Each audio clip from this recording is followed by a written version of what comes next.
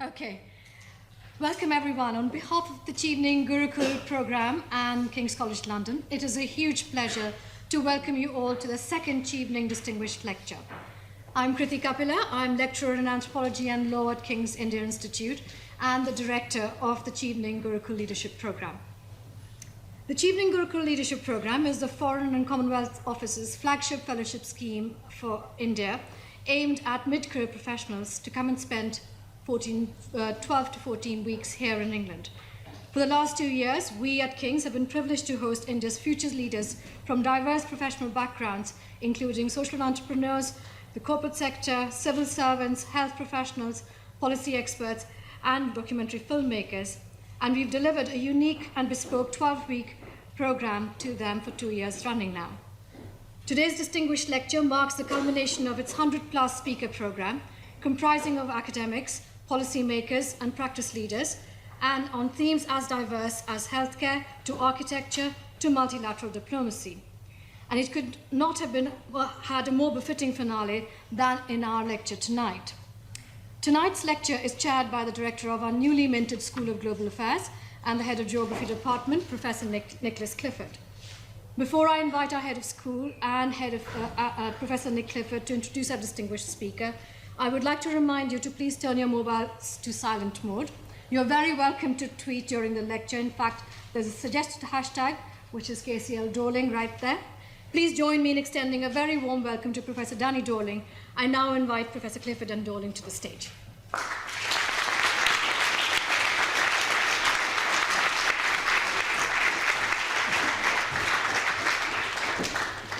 Okay, thank you very much. I've dispensed with my notes in an effort to weave several bits of narrative together to introduce Danny tonight. I'm truly delighted, both as Professor of Geography here at King's, but also as Director of the School of Global Affairs, to welcome Danny to talk on an issue which clearly is of some significance. Now, I'm sure you've read the blurb that went with the lecture. Kriti's done a very good job of introducing the Chevening programme that we have here, and we're honoured to host that. Something we took from LSE a little while ago. And the LSE connection is quite interesting because, of course, Halford Mackinder was one of the founders of LSE. For those who don't know, Halford Mackinder is probably one of the 3 or 4 most famous geographers in UK history from the 19th and 20th century. He never actually held a chair at Oxford, and in fact he was reader there for a while, so Danny's already outranking Mackinder. You can tell just how distinguished Danny is when you look at the previous incumbents of the chair that he occupies. You've only got to mention Gordon Clark and David Harvey to know the kind of company that we're keeping this evening. When I look back over the last 20 or 30 years of geography, I'm often both proud and also perplexed. Proud because of the richness and diversity of what the modern subject now offers, but perplexed because very often the subject seems to have turned away from its heritage and often been rather introspective, looking at small-scale, micro-political type issues. But Danny Dorling has never been like that. I think he wouldn't mind me saying that he's always been strongly empirically grounded and therefore strongly empirically engaged. He works with maps and space, not as some simple or in fact complicated intellectual representation, or dare I say it, intellectual non-representation, but as a means of making what should be obvious, what should be alarming, what should be challenging, what should be distressing, obvious to us in a way which it simply isn't.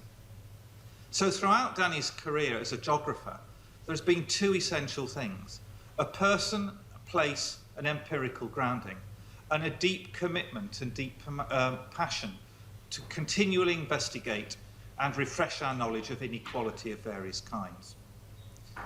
I'm equally delighted tonight to have environment in the title, because it seems to me that this idea of putting place, people, environment and inequality together is an innately traditional and foundational geographical theme. And on that note about talking of tradition, foundation and geography, I invite you to put your hands together once more for the Halford Mackinder of geography.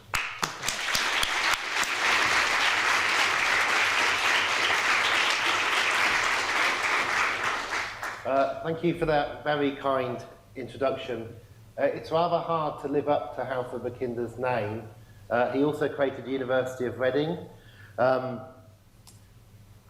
he climbed Mount Kenya. He may well have killed some of his porters on the way up Mount Kenya.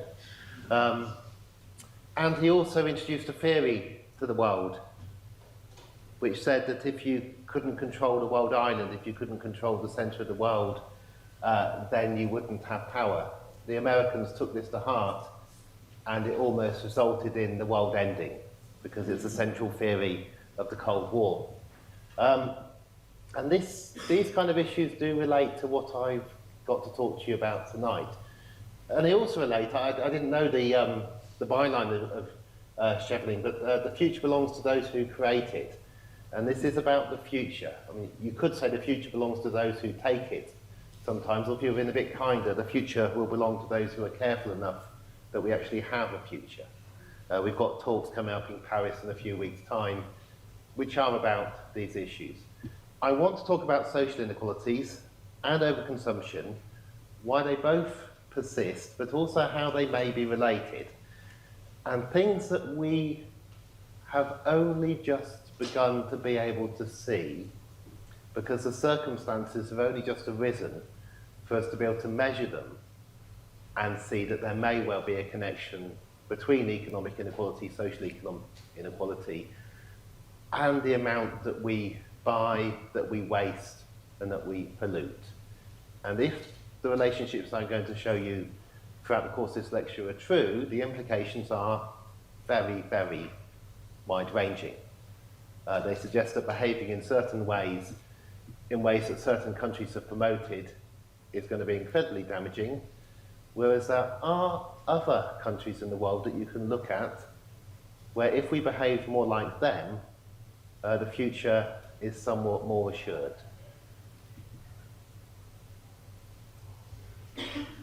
Social inequality and economic inequality is what I am happiest talking about. Environmental and consumption inequalities are something I've only looked at in the last 5 or 6 years. But it's been the changes that I've seen in that have made me think that these are worth looking at in closer detail. A lot of the data is very poor. I am empirical and I do bore people about the data, but I do have to warn you, in the last 5 years, a lot of these numbers have changed very, very abruptly. We do not know that accurately how much gasoline people consume in different countries. We do not know that accurately how much waste is generated, how much is recycled. One thing which is incredibly irksome is that countries which are generally better behaved are better at measuring things. And so that when they measure things that are bad, they tend to produce higher numbers. I think the most extreme example of this is probably gender issues. If you look at the European survey of women who have been harassed, who have had sexual harassment, you'll find the highest rates of sexual harassment are in Scandinavia. Now, it's not, I think, that Scandinavian men are particularly bad. It's that Scandinavian women are very good at knowing what is sexual harassment. And I'll come up with examples of this later. Here's a different image of the world, one which I'm guessing most of you haven't seen. It's an image of the world that I'm very familiar with. It's an image where we've reshaped the globe so that each small area of land, not just each country, but each small area of land is the size of its population. So India is in the middle. India is in the middle on many, many projections of the world if you do it this way. Africa is roughly the same size as India. China is roughly the same size. And that small little part of Northwest Europe is on the edge up there. I'll put it even further to the edge in a minute. The lines are the trade routes of ships. They're the lines of underground submarine cables. They're the lines that aircraft take. They're the flow lines of the world economy. An attempt to show you how people move around the world. And the dark line is showing you the maiden voyage of what was, until 6 months ago, the world's largest ever ship.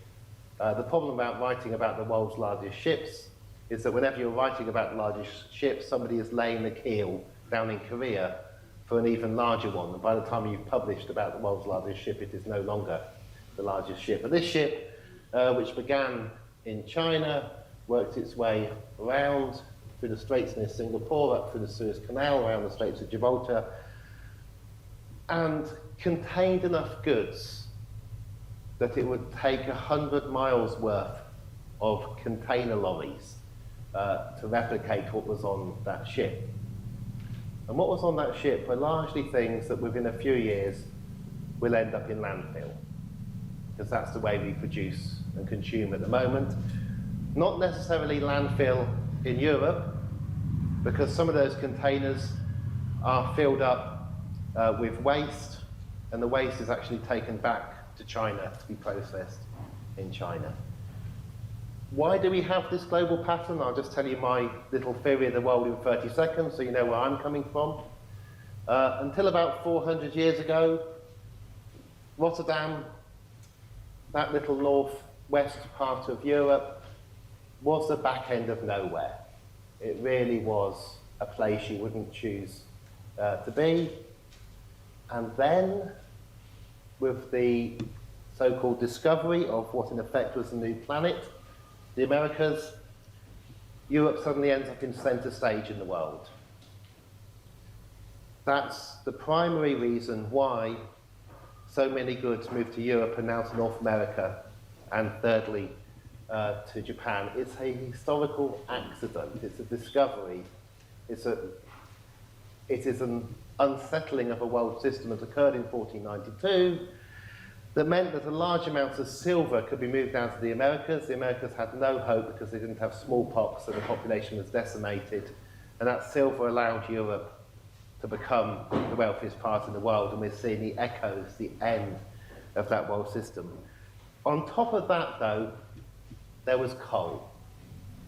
And coal allowed us, for a few hundred years, and oil and other fossil fuels, to do things that we haven't been able to do before, and things that we will not be able to do in the future. That's my potted history in 30 seconds. Most academics are far too serious to do that, but I thought I'd have a go. I'm going to show you quite a few graphs like this later, so I thought I'd show you one without any labels on it. These are countries. Does anybody want to have a guess as to what the two large circles might be? Somebody said China. I heard China. That's good. What's the other one? Not US? Country the same population as China back then, almost? India. Okay, I thought I should put this in. This is spurious. The fact that this thing's a relationship is largely chance. But this data comes from the Paris top income sets data. It's the data Thomas Piketty used in his book. And it's data on life expectancies and income inequality. So along the bottom, we've got the take of the richest 1%. This is, I think, around 2009. Very unequal country here, a bit more equal here, quite equal here for countries that are not in the richest 25. And along the side, we've got life expectancy, again, around about 2009. And here's the names of the countries. Now, you'd never get a relationship this close other than partly by chance. It's not that one thing is causing the other, of course. There are much more important and long-range reasons for the differences in life expectancy in those countries. But it is still remarkable that the only countries with life expectancies below about 77 in the Paris top income data set actually line up that well when you look at life expectancy, which is one of our measures of social well-being. People never study these countries when they're talking about economic inequality. They study, as I'm about to do, the 25 richest countries of the world. But I just thought I'd show you that to say that I think it is about time we began to look at social and economic inequalities in countries other than the richest, and it might well be quite fruitful. But that's, I'm afraid, all I'm going to tell you about the poorer three quarters of the world, except for one more map.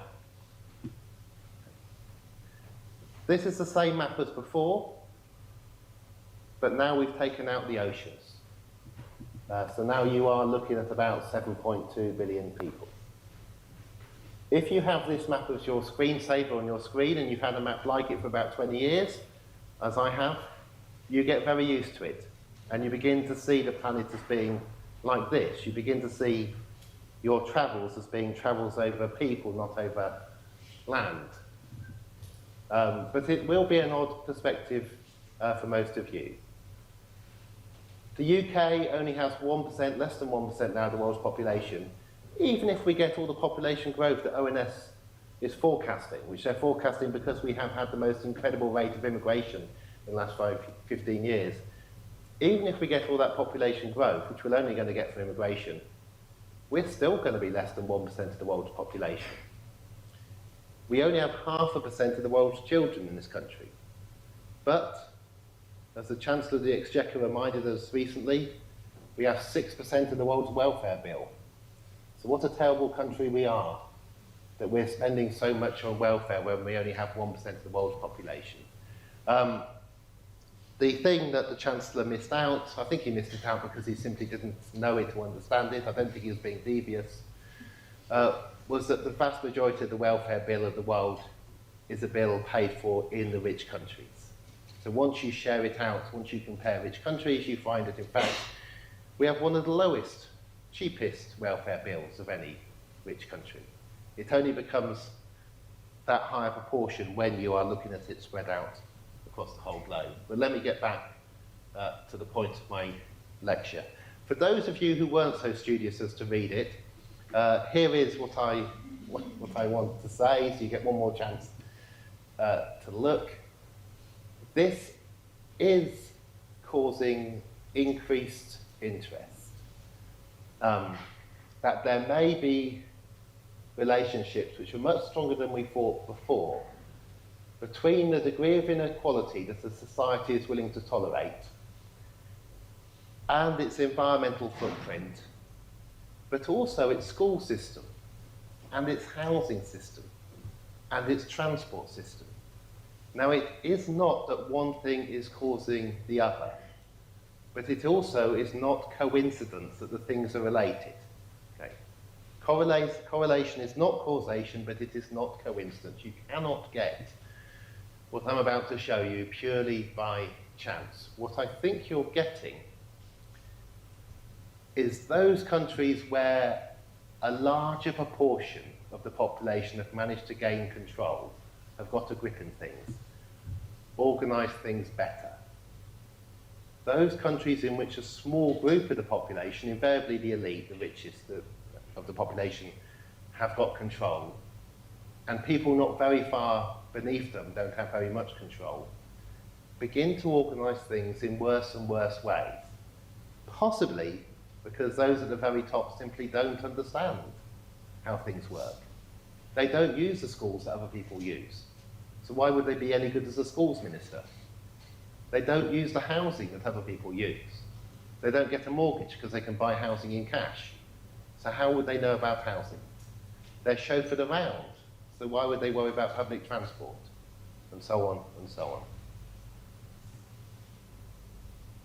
This is the inequality curve for the United Kingdom.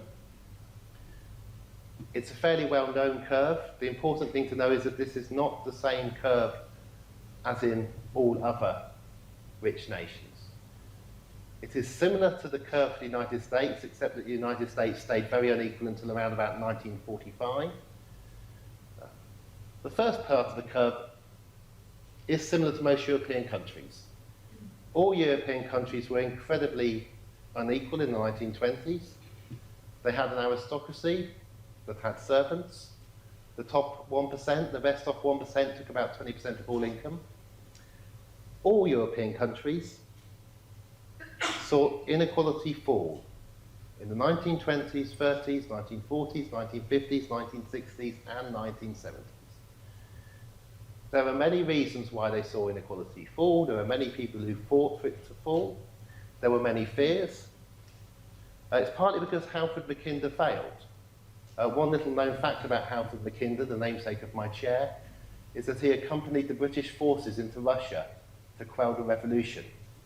If you're taught history in England, we don't tend to teach the bits where we didn't do too well, and we failed that.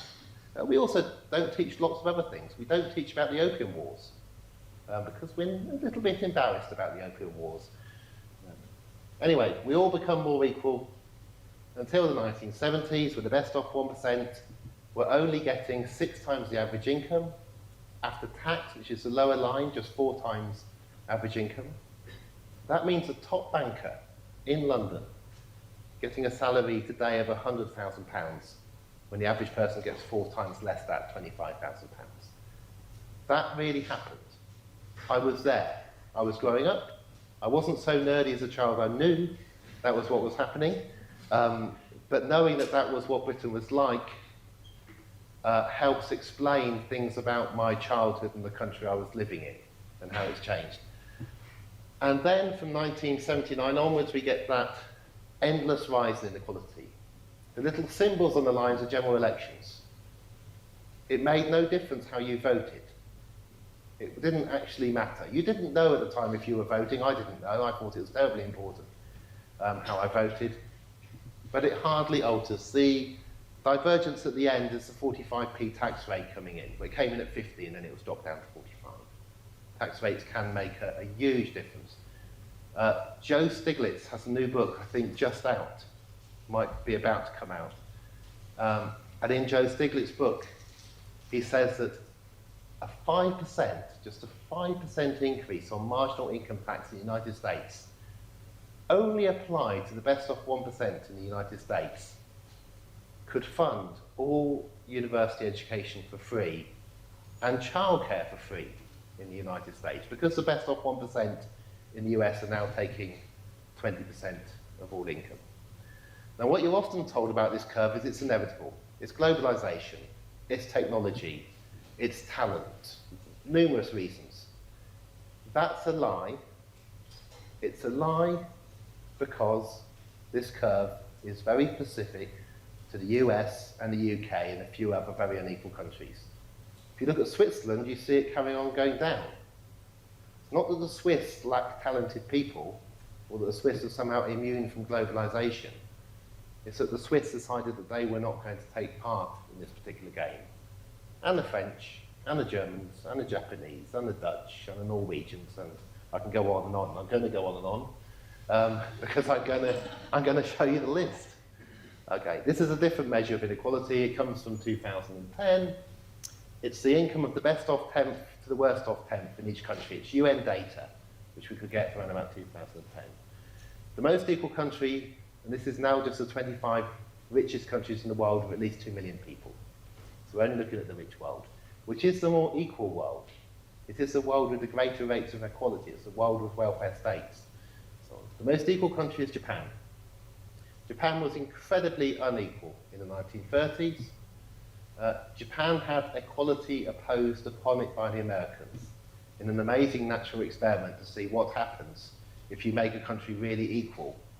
We have a lot to thank the Americans for, and it turns out the Japanese actually have quite a lot to thank.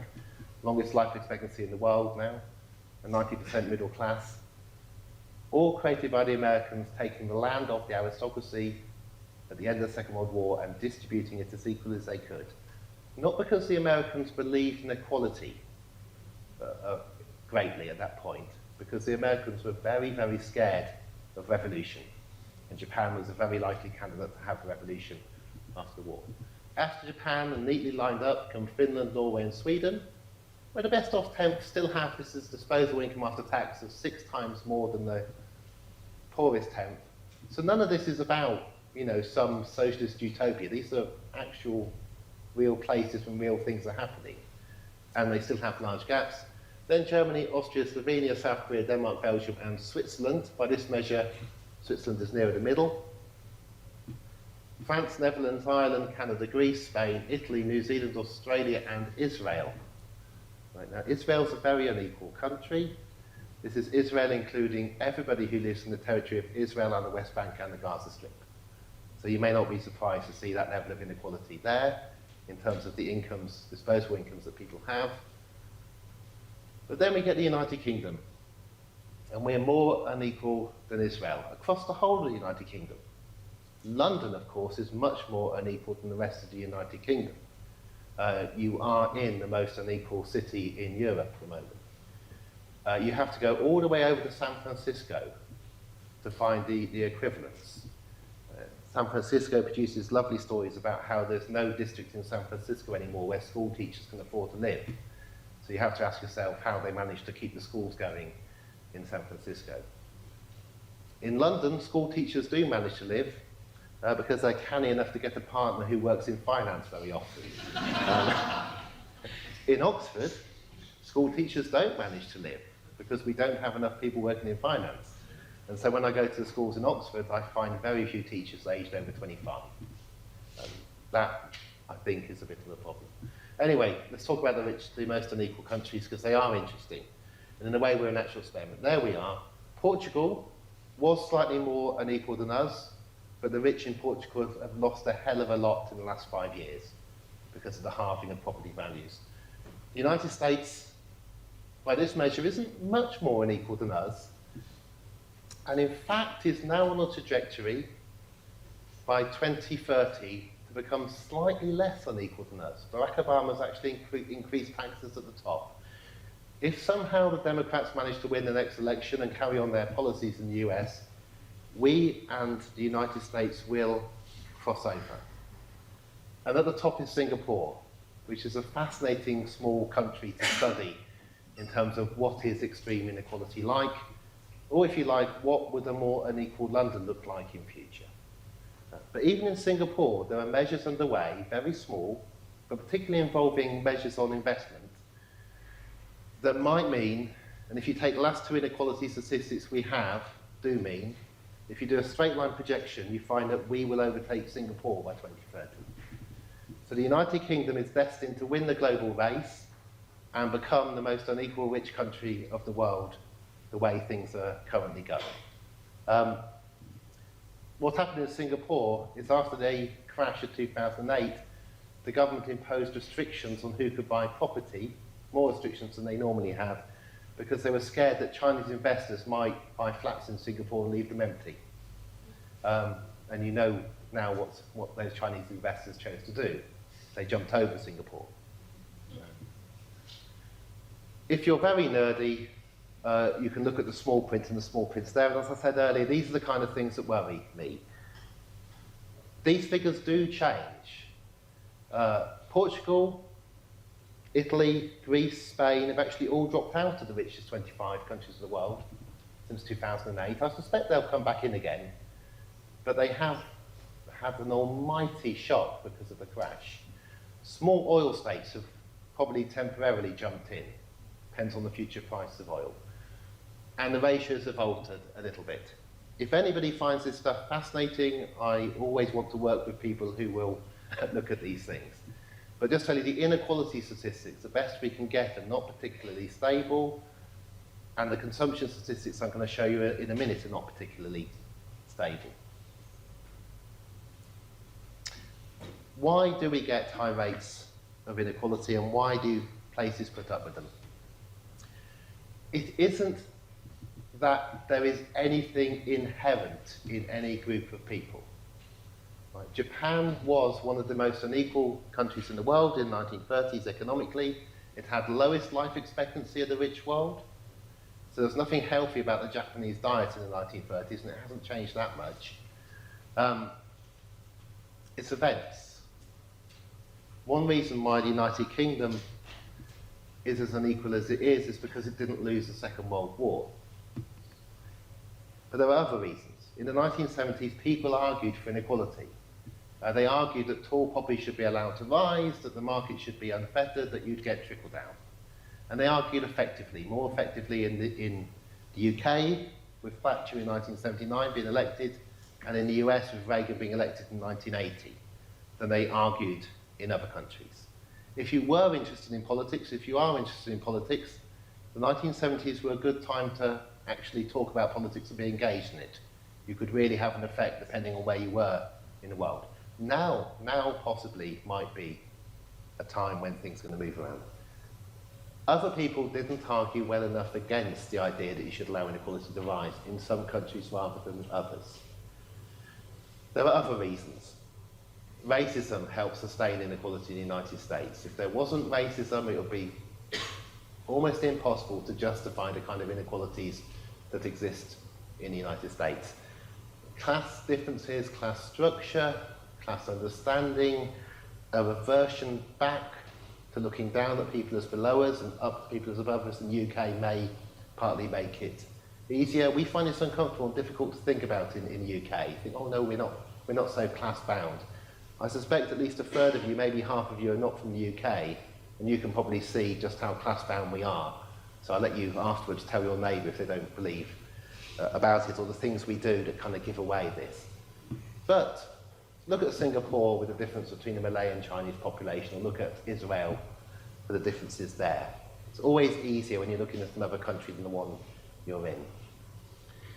In most of the world, high rates of inequality are due to high rates of poverty. Most of the world is much more unequal than the United States. Even China has bigger inequality rates than the United States, and it's one of the more equal parts of the rest of the world. Apart from Kerala, Cuba and Costa Rica, there aren't many places you can actually go out of these richest 25 countries to find relatively high rates of equality. But lastly, I do think we tolerate high rates of inequality because we think, okay, it hasn't worked, trickle down hasn't worked that well, but maybe trickle down could work in one country. Maybe we could become the country that attracts more billionaires than any other country, and we must get something from those billionaires. You know, they need chauffeurs, they need servants, their children want to go to university, we can do all of that. And we think, oh, it's not great, but it's the future, and the repercussions aren't that bad. So it's the repercussions I want to talk to you about. And these are going to give you a very odd set of things because I'm going to show you everything that we measured. This is work done this summer with Tasha Stokesbury. We've published it in the Statistics Journal. We got it refereed. And it's just showing you the raw data. All the graphs are going to be of a similar form. Along the bottom, we've got that ratio, the best of 10th to the worst of 10th. So in Japan, it's one of the most equal countries. USA is one of the most unequal. The size of the circle is proportional to population, so you don't get too obsessed by small countries, although they're all kind of natural experiments. And then along the y-axis here, we've got some measure of something people do. In this case, the quantity of meat on average they consume in kilograms per year. This is about the size, it's a small steak per day, is the amount of meat that the British on average eat in one way or another. We can only eat this much now because we have factory farming. You go back 1.5 generations, not even 2, and you would just eat meat on a weekend. You'd eat it once mainly. But enough factory farmed hens and you can eat meat a lot more often. The remarkable thing is that they eat 50% more meat in the United States and the United Kingdom. George Monbiot wrote about this week. I think, and I haven't checked these numbers, but something like, of all the large land animals in the world, forget the insects, all the large ones, 33% by weight is us, and about over 60% of the rest are things we farm so that we can eat them. And then the animals which are not things we farm, just hardly any of them by weight at all. 50% more meat eaten in the United States, United Kingdom. This meat is not eaten by the rich, because the rich would die if they ate that more meat. If you have seen Super Size Me, you'll know about that. But the relationship kind of goes downwards. So why is it like this? I suspect it's like this because if you look at things like advertising, you'll find 4% of the GDP of this country is spent on advertising, 2% of ours, and 1% of the GDP in these countries. And we advertise things like McDonald's. We tell people they want to go out there, feel happier. If people would want to do it anyway, you wouldn't need to advertise it. Advertising is all about getting people to buy things they don't want to buy.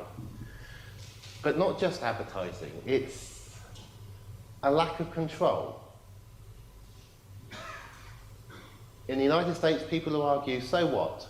So what if people are going to eat lots of meat and lots of sugar? It's their individual responsibility.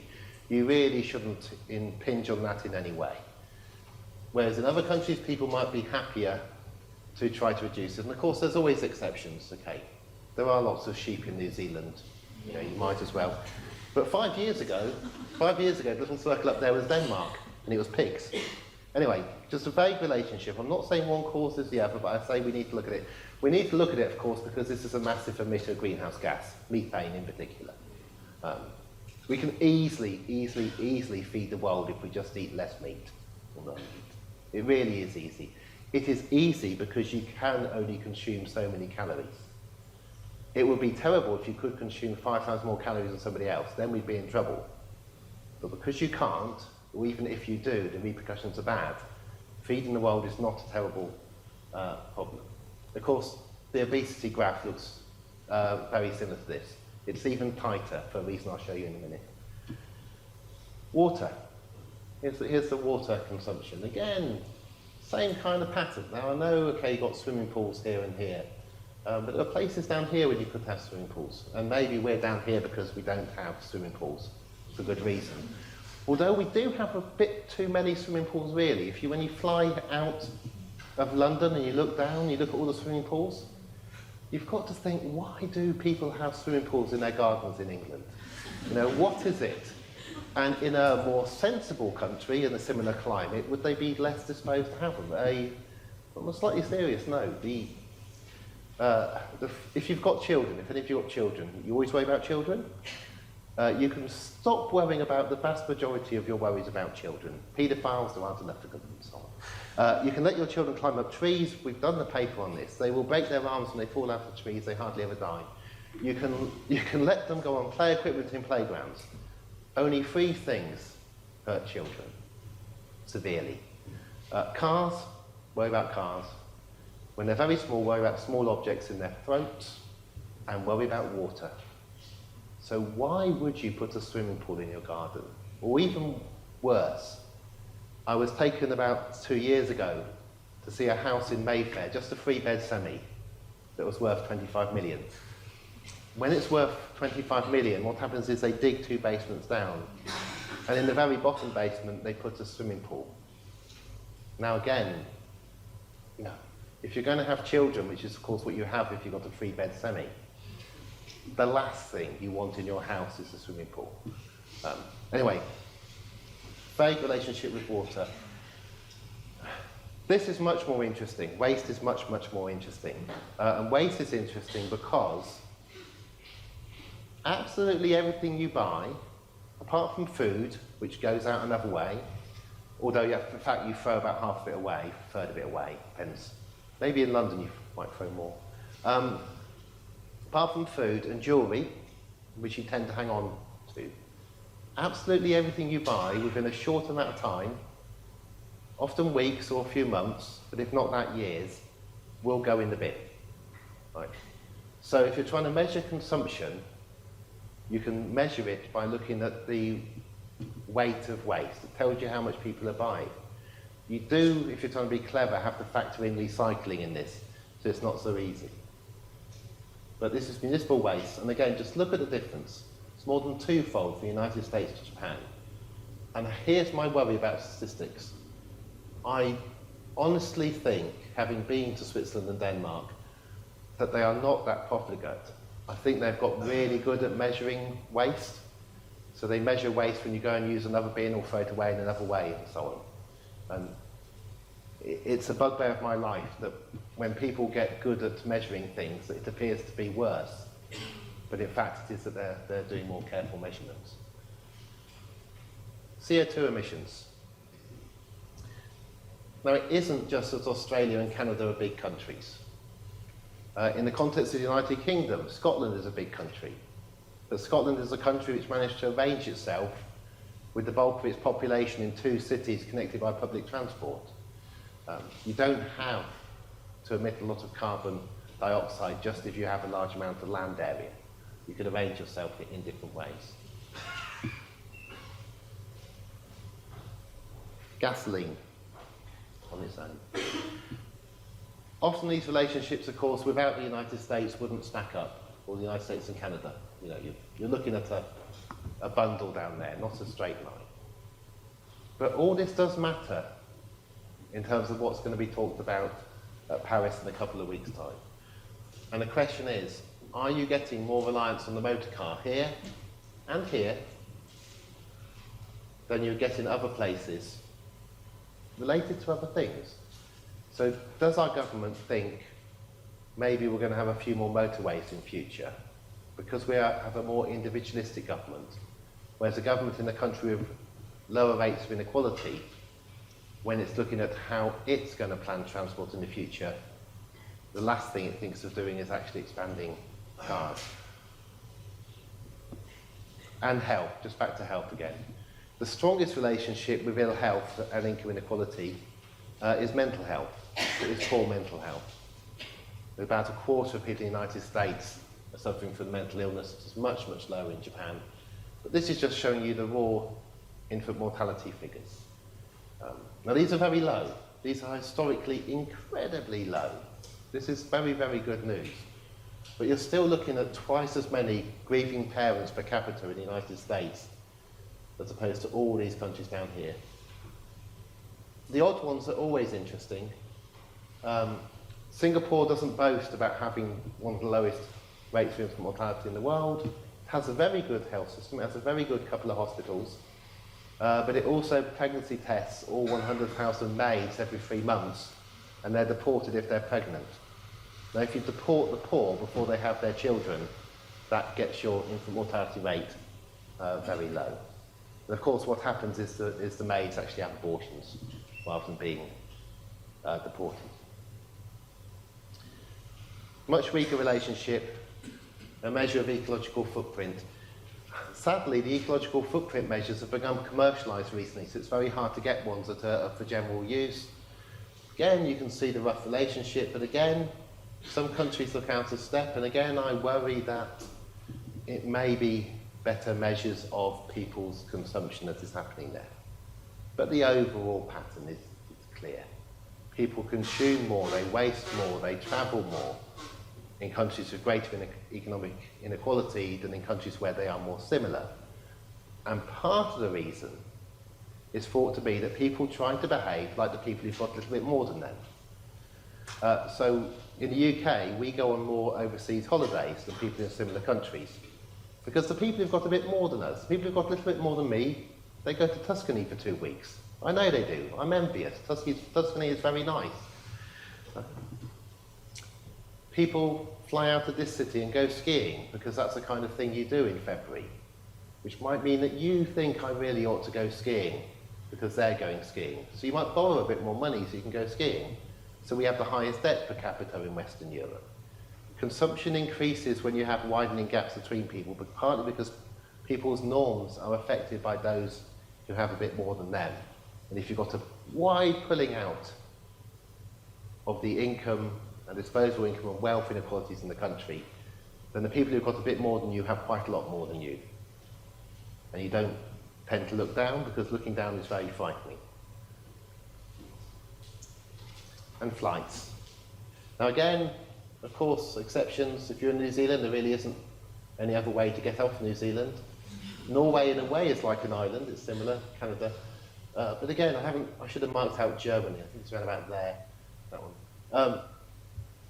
Business people in Germany tend not to fly. They use the trains. It's the culture of using the trains. Whereas somehow we've managed to engineer things so it's cheaper to fly with Ryanair halfway across Europe than it is to take a train from here to Manchester. And that was a remarkable feat of economics to do that. But we've managed to do it, and it will increase the overall pollution we get. It also won't make us much happier. It's just 3% of people consume 50% of flights. These are business travellers, just 3% of customers. They suffer from jet lag, deep vein thrombosis. The diet's awful. Their relationships with their family tend to go pretty badly. We have an idea that this kind of lifestyle is, great, the idea of jetting around the world. But it may not be. It may not, even flying around the world in first class, after the first few times you've done it, I'm not yet in that category, but But I do suspect, I'm willing if anybody wants to sponsor me, by the way, to test this, I do suspect that it actually becomes a bit of a drag doing it. The effects of inequality on us. We begin to trust each other less. So politics becomes very polarised in unequal countries, less polarised in more equal countries.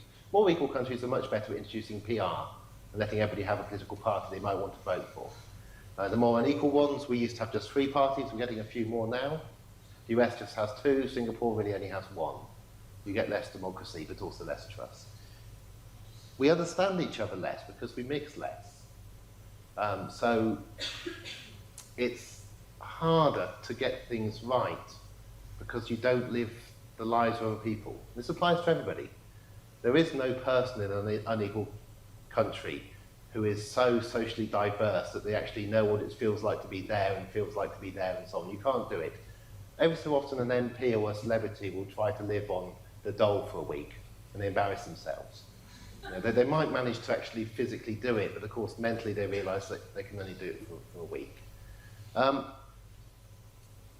Many of you look like you're students or have recently been students. Exam results become more and more important in unequal countries. We become more competitive because, of course, you know, you could have 4 times more than somebody else in an unequal country. Whereas in a more equal country, you can be more steered to do what you want to do, not what you think you have to do to get enough money to get by. I'm going to show you just 2 more graphs on this in a minute, because this is data we only got this summer. I suspect this affects learning, and I'll show you why. I'm going to take mathematics as an example, but we've got the same data now for literacy and the same for problem solving. Problem solving is I show you the net of a cube and ask you what it makes when you fold it round. So these are not particularly complicated questions. The maths is a bit harder. Now, here's the relationship. The more unequal countries, if we do a standard maths test, and you can do a standard maths test for children, this is age 15 and 16, I think. The more unequal countries do worse at maths. The more equal countries do better. Singapore annoyingly does incredibly well, although we have to check who's actually taking the tests in Singapore. So you've got a relationship, but it's a fairly weak relationship, so what am I going on about? Why do I get excited about this? Now remember, this is 15-year-olds at maths. Now you've all been tested at maths. I'm guessing most of you did. Let's try. How many of you were educated in the United Kingdom? Okay. Keep your hand up if you got an A or an A star. So vast majority of hands stay up. Okay, well done, you got an A and an A star. So the question is, how good are you at maths? Just have a think about it. We're going to do the same test, exactly the same test. This was done in 2012. The data comes from the OECD. It's a very simple comparison. It's not their complicated comparisons, which I complain about sometimes. Same test up to age 24. And now look at the results. Now, and if there's something in this, and we get the same for literacy, and we get the same for problem solving, it really matters to us. The United States is way at the bottom. United Kingdom is only just above it, and almost second to the bottom. And this cluster of countries are so much better at maths. Now, the only explanation I have for this is that in these 2 countries, we are teaching people at school at age 15 or 16 how to get an A star rather than an A, or how to get an A rather than a B, or how to get a C rather than a D, because a C means you can get a job like working in the police force, a D means it's McDonald's for you, that is a divide, an A means you can go to Russell Group University, a B means you can't, and A star means you can be slightly fancy about your Russell Group University. Right, these grades really, really matter. So what we're doing, what's happened to you, particularly if you're younger, is you were taught how to get the maximum result at age 15, 16 in your GCSE. Some of you may have gone on to A-levels, which is a lot better, but still we pushed you to get the maximum result at your A-level. We didn't teach you maths. We didn't teach you to enjoy maths.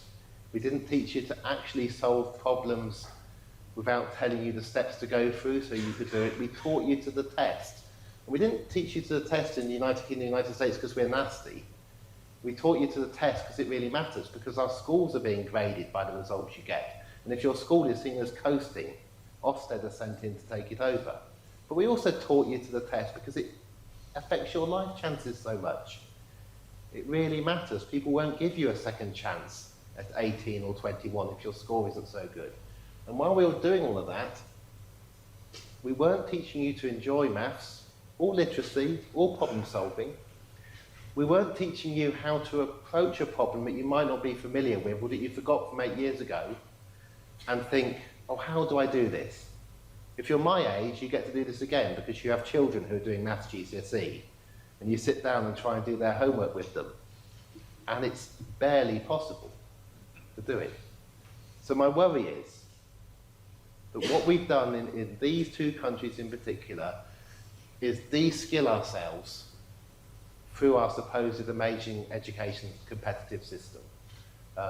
Obviously needs to be a lot more work on this, but if this is happening, it's a real indictment of highly unequal countries that supposedly get top talent to the top. Now you might think that, oh, in the States it's because there are lots of people here and then there's a great big mass down here and they don't matter. You've still got the few really, really bright people in the States. And you will find, if you ask people in the United Kingdom and the United States, you will find that very large numbers of them will tell you that they are in the top quarter of ability. Well over half the population will tell you they're in the top quarter of ability. If you ask people here, they don't tell you that. Not just that they're more numerate, they're also more modest in more equal countries. Last graph for you. Now what I'm not showing you is alcohol and cigarettes, where there is no relationship. And that's interesting. People smoke an enormous amount in Japan. They drink an awful lot in France. Now, there's a lot of things you don't get relationships with. But you can individually choose to do these things. It's slightly hard work in Japan because they have these, you've got to have a card to be allowed to buy cigarettes now in Japan. There are ways around it, but it's not easy, and you've also supposedly got to have somebody else to pour a drink into your glass in Japan, which is a good way of stopping people drink too much on their own. But in general, some behaviours are not connected to inequality. But this, which is the proportion of people who walk and cycle to work, is related to inequality. In the Netherlands, it's over 50% of the population. Hasn't always been 50% of the population. The story I've been told about the Netherlands is that in the 1970s, a group of parents became so angry that their children were at such a risk of harm and death from cars. Because remember, this is the most likely way in which children die in these countries, that they lobbied to change the planning system to try to minimise the number of deaths. In Sweden, they have an official target of not a single person should die on the roads. Human lives are worth about 4 million, 4 times more in these countries for cost-benefit analyses than they're worth in Britain. We put a human life at 1 million. And then we can work out how many people have to die before you put a subway, and so on. There is good news. There's good news. 100 local authorities now have got 20-mile-an-hour limits. So things are getting better in this country, but they've been getting better more in other places. It isn't just that, though. That's just the Netherlands story. In general, the more economically equal your country, the more likely you are to zone things so that people can live nearby where they work, the more likely you are to put in train and tram systems, the more likely you are to paint cycleways. You cannot individually go out on a London street and paint yourself a cycle lane. Right? You have to do it collectively. So I'm not saying that this causes this. What I'm saying is they're related. People who are better organised get themselves into a situation where they don't have to sit in cars getting fatter and fatter. It's the best way, apart from eating. The other thing to get fat is to sit in the car, because you can only exercise your fingers and your foot on the gas pedal. And in the USA, it's 3.5% of the population. Why is it so low in the USA? A few years ago, a mayor in Texas was quoted as saying when somebody wanted to introduce pavements, that pavements shouldn't be introduced because they were collective. Pavements were the road to communism. Of cars. Now, what worries me, what really worries me, is what do we say in the United Kingdom that people go and tell themselves stories in Norway about you won't believe what I heard in England the other day. But to give us some credit, it has only been since the 1970s and 80s that this divergence in these countries has occurred. It's an incredible natural experiment.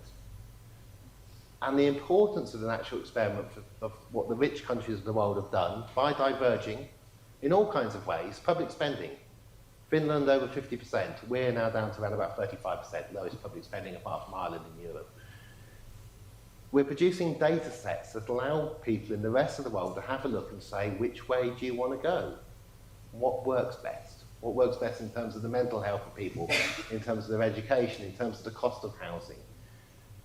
What works best in terms of how they get to work? What works best in terms of whether people are healthy?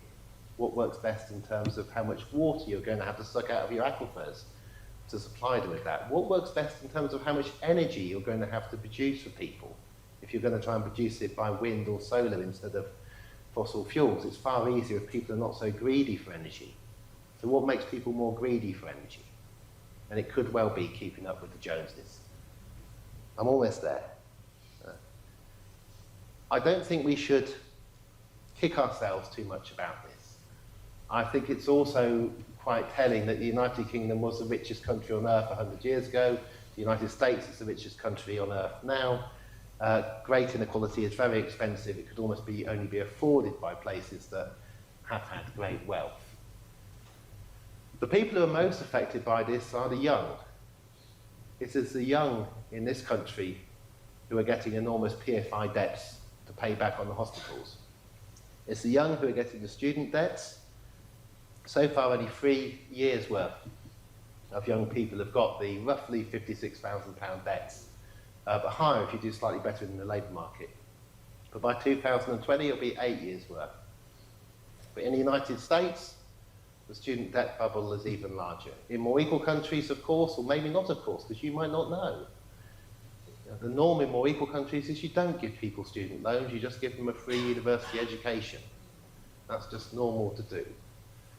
But also, in more unequal countries, the bulk of the young, even if they've gone to university, are never going to get salaries high enough to get them outside of renting, and the rents aren't controlled.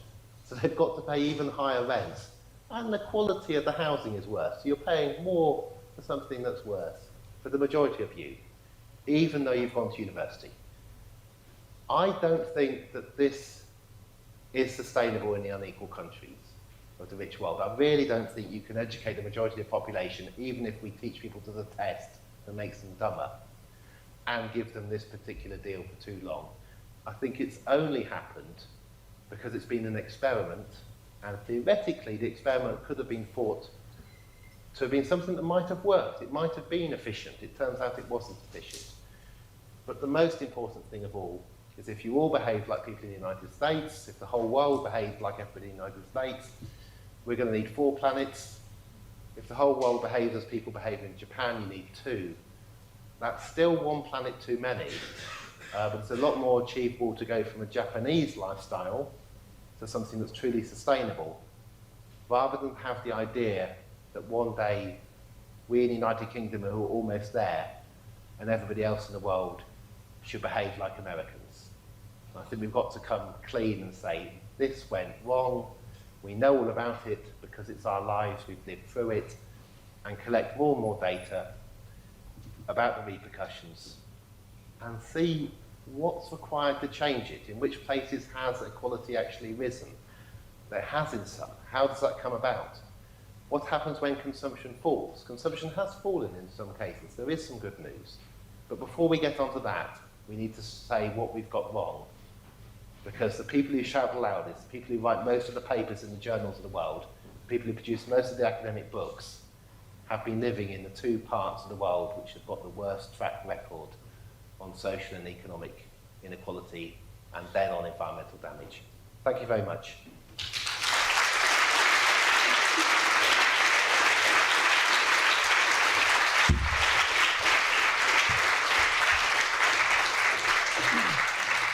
Thank you very much.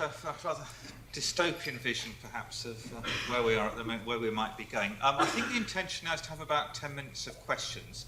So if Danny takes a seat and makes himself comfortable. Have we got a couple of roving microphones? Yes, we have. And we'll try and take a few questions to follow up. So who'd like to kick off? Front, here. Hello, I'm Neha Pahuja, working as a climate policy researcher at the Energy and Resources Institute in India, and also visiting King's as Chevening Gurukul Fellow. So basically I work on climate policy and the environmental space, and I was just concerned about the analysis, some analysis I've done with respect to developing country and inequity in developing country and the way their climate policy is shaping in.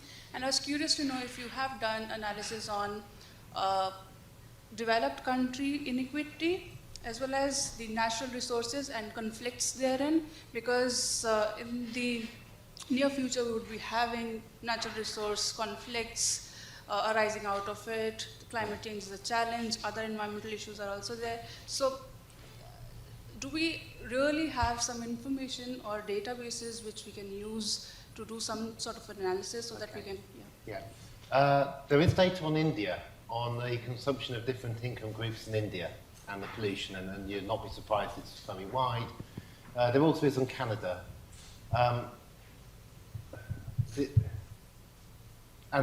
The worries about resources are immense compared to this.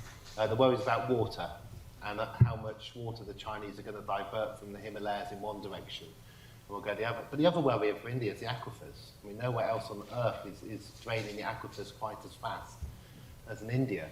And you do have to worry if Coca-Cola is allowed into India uncontrolled and then drains water out of aquifers faster because it's seen as, somehow the free market will settle this, and water will reach a price which is worthwhile.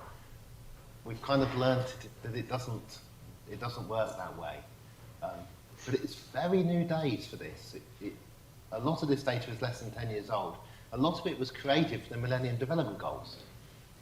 So that's why we have so much. Because when you set some goals, the poor statisticians in the UN then had to come up with some numbers for everywhere. And so suddenly you have an enormous increase in statistics about the world, which makes it possible to do a lot of these things. Yes, Me? Yeah. Hi, Danny. Thanks for that talk. It was really interesting. As you can tell, I'm an Australian, so there was some very interesting facts there. I'm also a maths educator here at King's, so also interesting aspects about your maths. I was interested in what your thoughts might be about your prediction for future statistics, given the high rates of youth unemployment in countries around the Mediterranean and with the migration that we're seeing now. If you've thought about how that might have an impact in the next few years. Yeah, I mean, we've got 25 million unemployed under 25 or something in Europe. And we've never had less people under 25. We've never had fewer babies. So this should have been a blessed generation. And we haven't got anything for them to do. At the same time, though, in the countries with very low unemployment rates, like the UK and the USA, people are being forced to do jobs that they wouldn't otherwise do. The extent of the forcing is quite unprecedented. So over 1 million people were sanctioned 2 years ago for not turning up to job interviews. Not turning up to interview with DWP, but even if they had a job interview. The fines on the 1 million people who were sanctioned in the UK were more than the entire fines given out by all magistrates' courts and Scottish Sheriff's Office in 1 year. So that shows the degree to which we are forcing people to take any job. Since 2008, it just looks like chaos. The statistics look like chaos. It makes it very hard to make predictions with any kind of certainty, but it just seems impossible that you can have the smallest generation ever of young people, the most highly educated generation of ever young people, to have a growing elderly population which is going to have various needs and sustain this. The immigration coming into Europe doesn't even help match it. It helps a little bit, but it's not going to reduce it. But I think my honest answer is we've had chaos since 2008, and we need a way out of the chaos. It is similar to 1929. Shortly after 1929, unemployment in the United States, I think, reached 13 million, at which point they sacked the statisticians because the government couldn't afford to keep them anymore. And then they brought in a New Deal in the United States. I suspect without a European New Deal, where you find work for people to do, you give them a choice, so you don't have slave labour. You have to give people choices of things to do. There is enough that needs to be doing. There are things that need to be fixing. There are homes that need to be built. I suspect we need a European New Deal to get us out of this rut. Yes. Hi. I'm an undergrad at Oxford, and I was just thinking that if you take the USA out of most of those graphs you showed and call it an outlier, because obviously it's such a large population compared to the rest of them, as artificial as that may be, lots of the graphs didn't seem to have any particular correlation. So I was thinking, wouldn't a better way of demonstrating the differences between countries be showing it over time rather than as a snapshot in time, and seeing how increased inequality affects the movement of countries around those graphs? Right. What subjects are you doing at Oxford? Human sciences. Great. Well, the imaginative one. I do like human sciences. Come and see me and help me. You're right, but I think it's mainly because as we get better data, they tend to line up a little bit better. I'm not showing you the things that were plotted in the spirit level. And in the spirit level book, they could take the United States out of each one and it's still significant. That was one of their tests, whether they included something.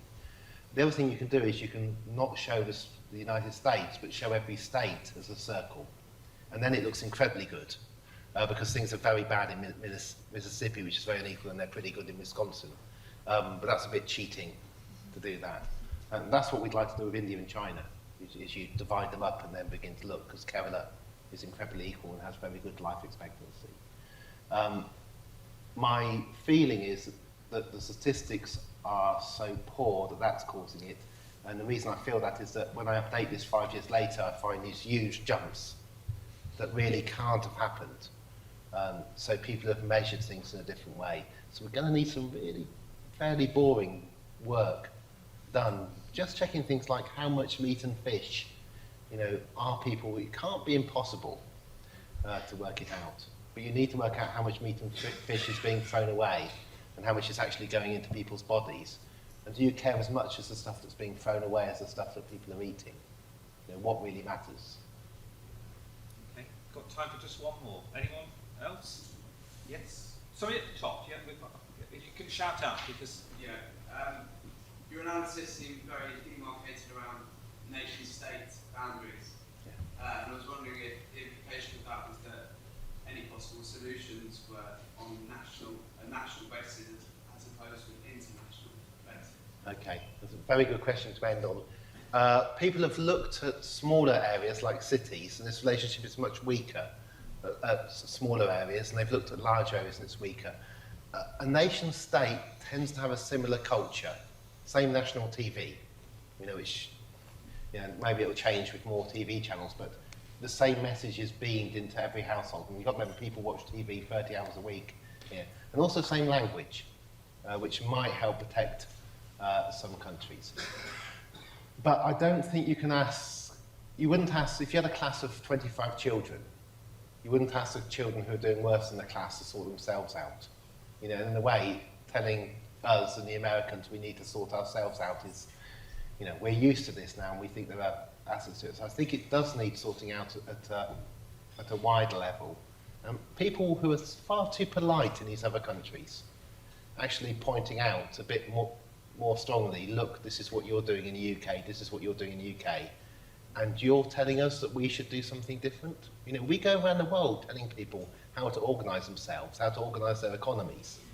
When the median family in this country is on about 4,000 fewer euros a year than the median family in France.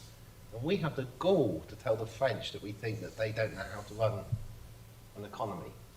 So I would agree with you, it needs to be sorted out on a wider level, but part of that sorting out is people in these more polite places, and I'm afraid politeness correlates as well, people in these more polite countries actually saying to the United Kingdom and the United States, your right to shout so loudly is diminished by the facts, and that needs to be done.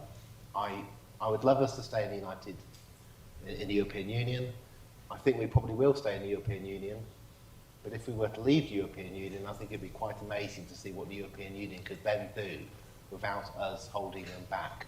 Thank you very much.